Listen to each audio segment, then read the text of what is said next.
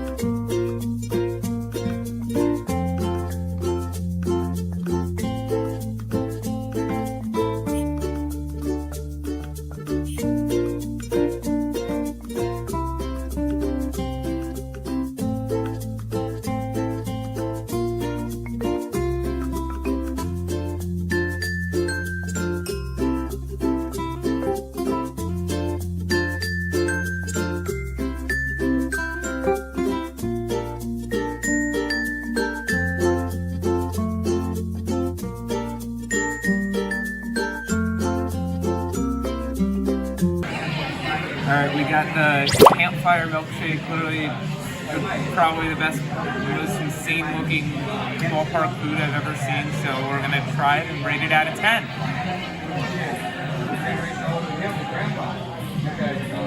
And honestly, it kind of tastes like a Wendy's Frosty, but it's pretty good. I think it's pretty good, and with the whipped cream and the marshmallows and the chocolate and the graham cracker, it'll be even better with the... I mean, chocolate and whipped cream is good. So, I'm going to give it like 8 out of 10.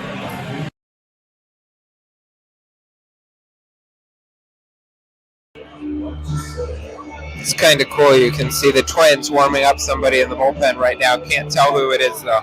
This is editing Adam here, the video cutout, but here I'm basically just talking about the fact that I'm going to go up. There's like a little rooftop at the stadium where there's some cool stuff and the cool view of the skyline of Chicago. There's the view. So yeah, enjoy the view.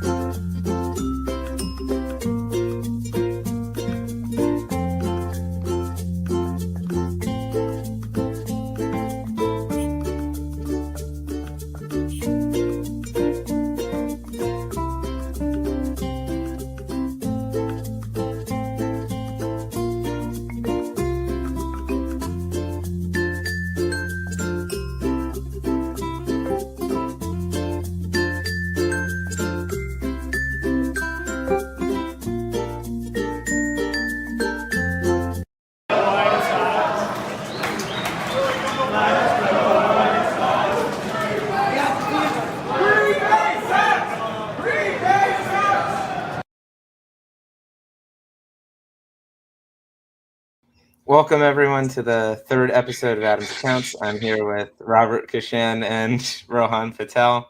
And yeah, Rohan, where are you coming from on a train? Is it when the lights just got turned off. Give me a second. I'm coming back from Providence. I was visiting my cousin at Brown. How was just that? Turned the lights off. It was fun. But no, I don't have light anymore, which kind of sucks. All right, well, we can kind of see it. All right. So the first question is, when and why did you decide to both do bowling as a fall sport for Hunter? So I guess I'll start. I didn't have a fall sport going into freshman year. And so I was kind of looking for something to do with my time, something that would be fun.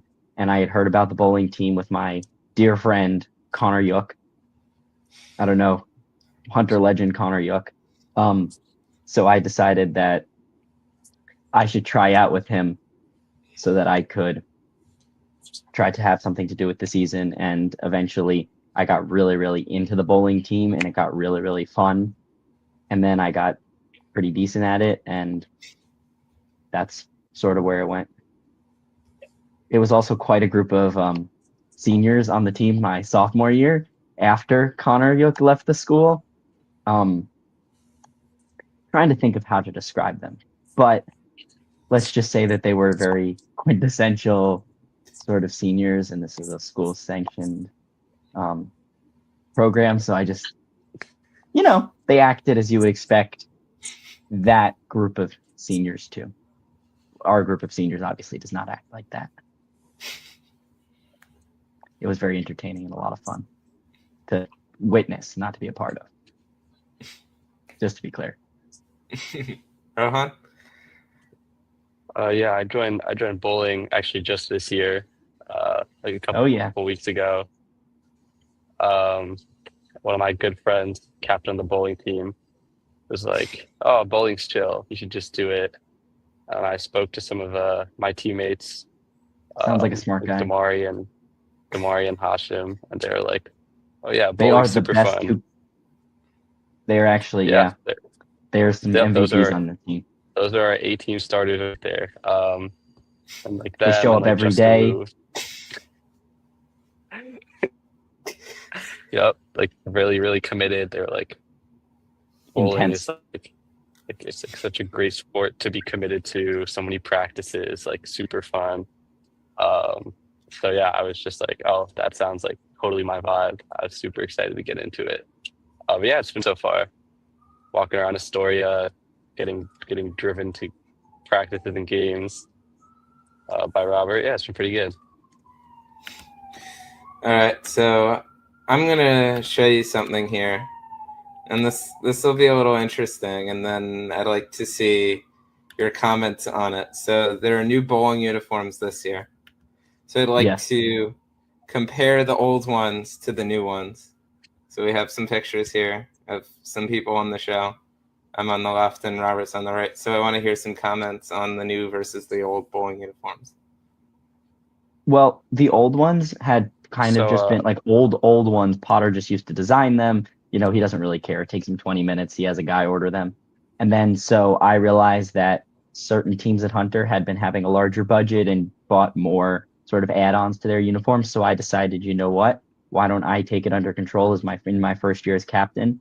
And I got a budget from Coach Potter, and then I was able to use my economic skills.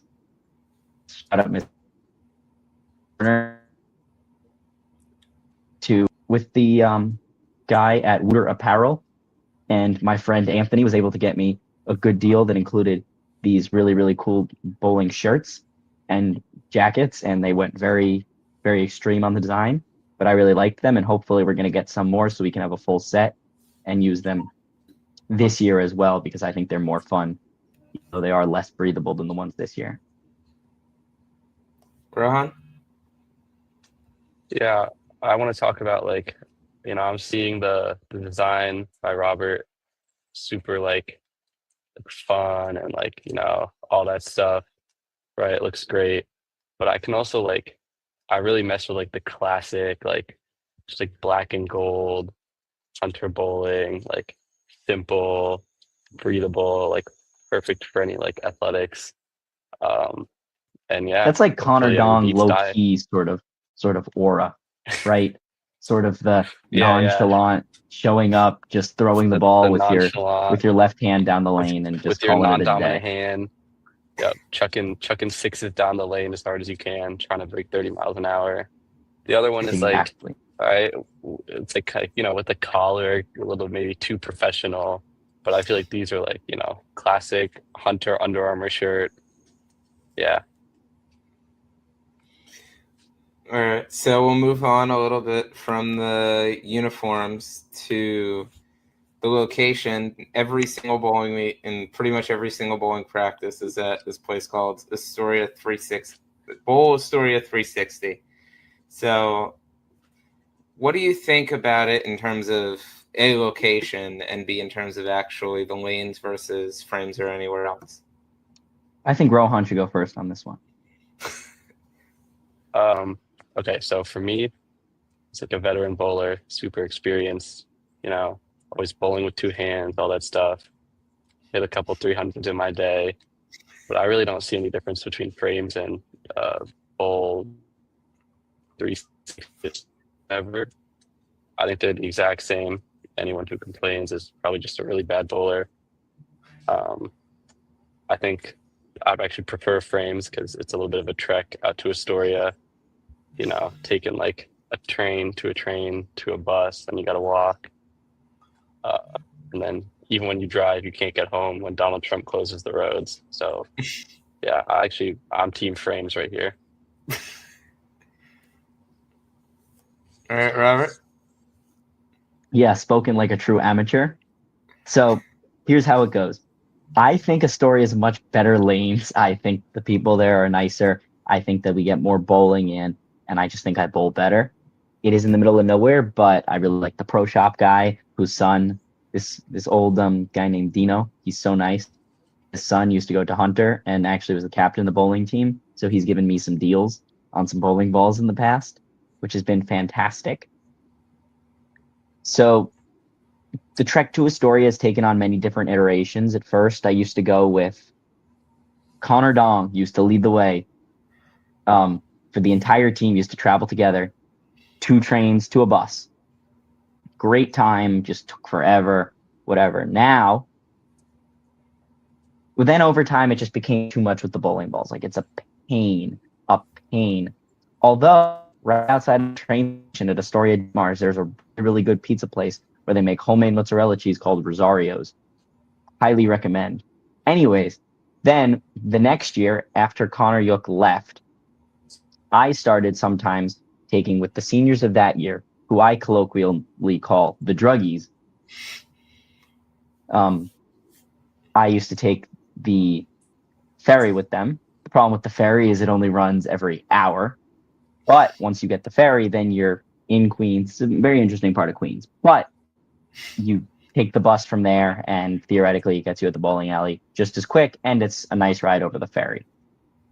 Recently, what I've started doing is my mom has had stuff that she had to pick up in deeper Queens. So what I would do is she would bring the car to school. I would drive to Astoria, and then she would take the car, do what she needed to do, and then I would drive back, and then drive it back to Astoria, and then I would drive us home. I gave Rohan and some of my friends a ride.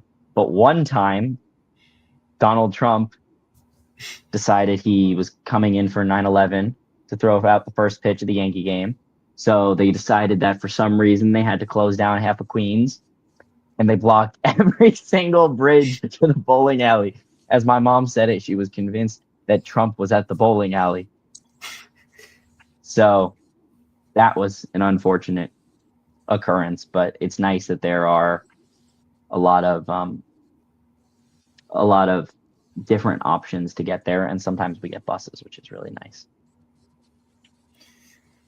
All right, so Robert, you'll definitely have more time to draw on than Rohan, but what would you say is your favorite Hunter bowling moment out of your time at Hunter Bowling?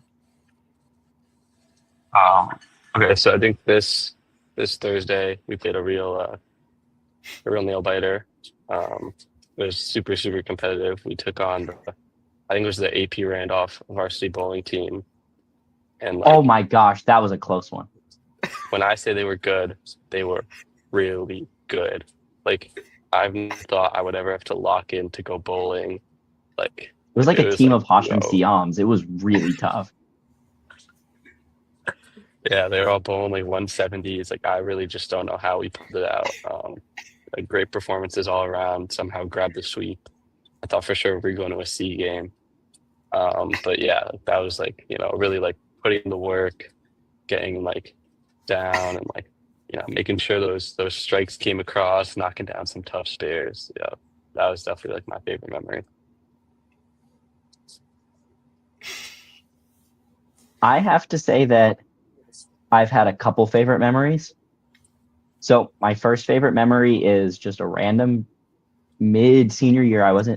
Sophomore year, I wasn't even on the B team.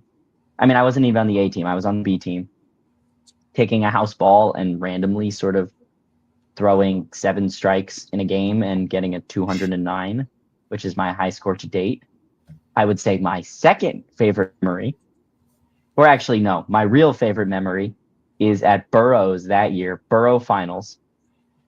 So the commissioner, very nice lady, but very strict lady, very intense lady. She has a very specific way that she does things. And so I'm friends with the Stuyvesant coach as well. Warned me at last year that the year before she had yelled at people for laughing during the national anthem. And I figured, oh, okay, of course, no one's going to laugh during the national anthem. Like, why should I even be worried about that? So then she said, and now we're going to honor our country. And then instead of playing the national anthem, she played, I'm proud to be an American, where at least I know I'm free. And so I started dying of laughter. And I was standing behind the vending machine so she didn't start yelling at me. And then I got the Stuyvesant coach to start laughing. And I also got the Stuyvesant players to start laughing. And I got my friend Gabriel from Manhattan Center, who ended up winning first that year, to also start laughing. And then Coach Leroy, Coach Leroy is a very serious, very mild-mannered man, but I got him laughing. And I thought luckily she didn't see, but if she had seen, she would have disqualified all of us just for the hell of it, which was very interesting. All right, so off of that, kind of coming back to this year a little bit, what would you say that your hopes are for the rest of the season for Hunter Bowling? I guess I can go first. Okay. Are you sure you want to go first? Really, yeah. I was just gonna say I see like a lot of great potential here. I think we could definitely make a pretty deep run, but I also think kind of just like this like team can grow, right? Like I feel like right now we're kind of fractured between like juniors and seniors and like sophomores and freshmen, but I think like we could really come with a team. Are there even any sophomores on the team? I think it's crazy that you don't know that question. I don't know. I couldn't tell you. But yeah, I think, and then we can make like a really deep run, especially if this Robert kid bowls another 209. I know Lev's doing all right now. He's like our like 7th best bowler. He's been okay, but yeah, we could definitely be pretty good this year. Yeah, I think we have a lot of potential this year. I think that we can sort of mesh in a Connor Dong sort of led team-esque way in the future. I think that we have a really, really talented group of freshmen. I think we also have a great group of juniors and seniors. I think we have some seniors that have not lived up to their full potential, and I think they will. I think we have some seniors that we added this year who are really, really special, like our Bhangra bowler. I think we have some big scores ready to appear from him. I think he's really gonna go places. I think he's gonna go for a run. I think he has like possibilities. He could be like the president of the United States or the prime minister of a country. I think that this team, I think I can do personally. I think for my last year, I can do pretty well at Burrow individuals.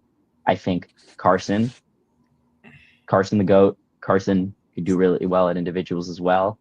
And I think we have really, really great potential to also beat teams in Staten Island. And, we've been handing it to Staten Island teams this year. MSIT did not win in baseball. Justin Lin won it for us in baseball. And yeah, I think we really have a very talented core that can go very far. Oh, All right. also, we have a secret weapon. He goes by the name of Kieran Torpy. They call him the Torpedo, how hard he throws the bowling ball down the lane.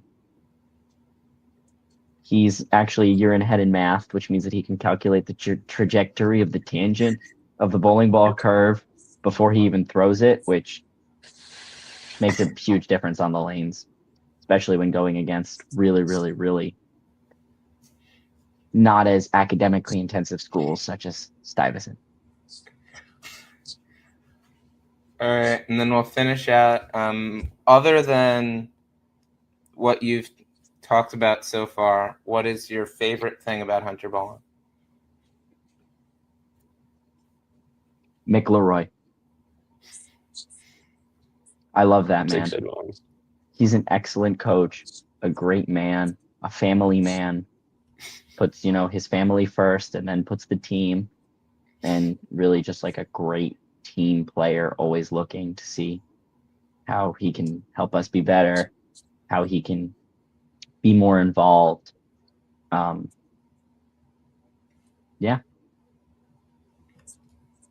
I think I'm gonna have to say Benjamin Kwan. After our tough win against AP Randolph, he bought a big thing of Sour Patch Kids, and that's like the type of team bonding thing that you would normally see out of a guy like Connor Dong. So I think like that really makes him like a key part of this team, like such a valuable. Connor Dong gave you piece. Sour Patch Kids? Connor Dong, of course. He never gave you Sour Patch Kids? He didn't. Wow. I guess I have to go ask him Maybe for he some didn't Sour like it Patch as Kids. much. Yeah, he really But, wasn't like, a huge fan of me, I think he's actually. Really a core part of our team. Mm. So yeah, like really like holding us together, kind of like the glue. So yeah. Yeah, All don't right. worry. Don't worry. It'll be a great season. And then we will go on to our wheel for the NFL. The way that this works, if you don't know, is I'm going to spin the wheel. It's going to land on a football team, and you're going to have to pick whether that football team is going to win or lose their Week 4 matchup.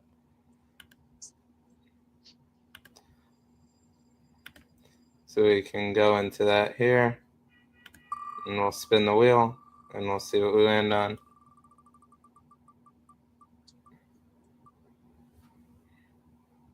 Dallas Cowboys. The team with everyone's favorite GM, Robert. We'll Jerry start Jones. with you.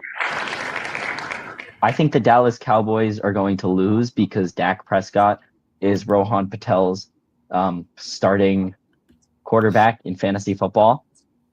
And hence, I think he's going to put up like 4 points for Rohan, so Rohan can lose another game. I beat him this week, by the way, just for the record. Yeah. Unfortunately, I'm gonna have to agree with Robert. Wow. Dak is some hot trash, and CD got hurt today. And I think don't even worry about it. Micah Parsons is ready to up one on the Cowboys. For the record, Robert didn't beat me because Dak was trash. He beat me because the Vikings defense got him 35 points, which is just unbelievable. Yes, they did. But they did.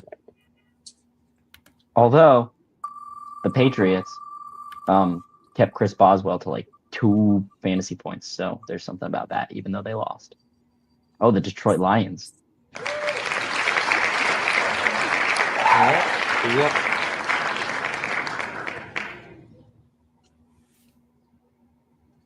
I think they're gonna win, and I ain't lying.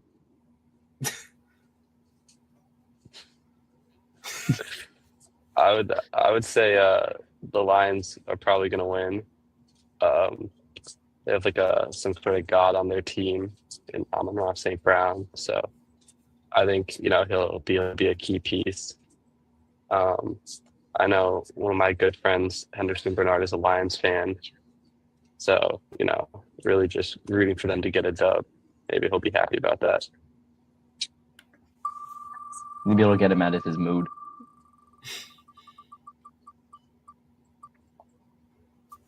We got the Bengals. Bengals. Oh, let me take this one. Yeah, the Bengals are going to lose. They suck. They're just atrocious. They gave the Vikings the defense the ball 5 times today. They Okay, just suck. I actually Jamar disagree Chase, with this. bad. I think so. Hear me out. Bengals are going to win because look at it. If you split it into 2 words, it's Ben Gals. Ben obviously refers to Benjamin Big Sexy Cigara, and Gals refers to girls. Obviously, Benjamin Big Sexy Cigara constantly pulls. Hence, Ben Gals, he's always going to win and he's always going to do well in that department because he's big sexy. And Rohan faded out. There he is. He's back. 49ers.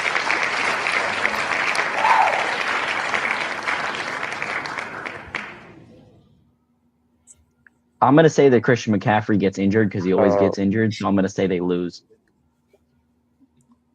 He served his Madden curse last year, I think. Yeah, I think this year's the curse is for what? Josh Allen or something? No. Saquon. Because Josh Allen's been playing so badly Saquon. this year. And Saquon's been playing so badly this year. I think the 49ers, honestly, I'm going to be bold here. I'm going to predict a draw. Yeah, Wow, I'm that gonna would lock get you it a in. big payout if you bet that on FanDuel. Yeah, so Not lock it sponsored, in. by the way. 49ers draw.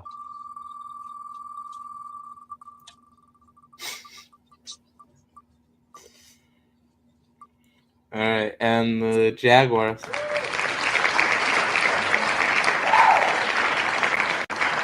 Jacksonville Jaguars. It's the Jacksonville Jaguars. They're not going to win.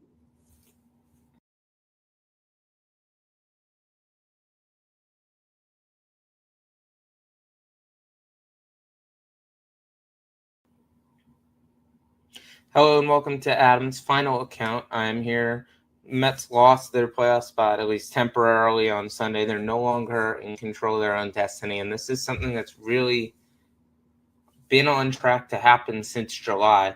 July is where the Mets really slid. It was after, I think, June 13th that they've been really, really bad, and they just lost 2-3 to the Washington Nationals, which is just terrible, giving up the inside the park home run and then giving up.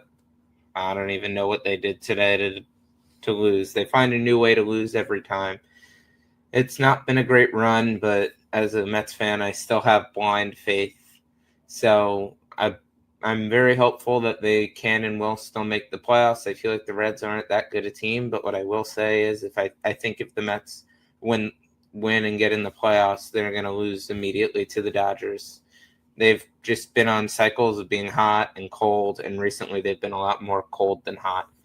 They've really gone on longer losing streaks, and then a few games that they win 3 out of 4, and then they go back to having a 3-game losing streak, or a 7 or an 8-game losing streak, or something stupid like that. So, of course, we'll see what happens over the final week of the season. They go to Chicago and then Miami. Hopefully, Chicago right now doesn't seem like they know how to play baseball, but Miami doesn't either. But then again, nor do the Mets right now. So we will see what happens with that.